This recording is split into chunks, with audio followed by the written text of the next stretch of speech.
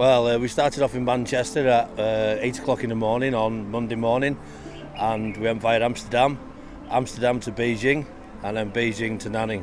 So in all 28 hours. It was a once in a lifetime opportunity. We've followed Wales away now for the best part of 15 years. So we've done a lot of countries in Europe.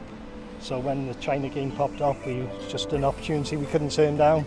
We arrived yesterday from Beijing, so we did 3 days in Beijing, which was amazing. They've been so welcoming. There's such a sense of fun about them.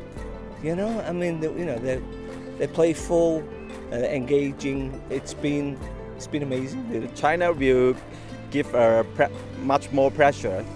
They will not only defend, they will also push forward.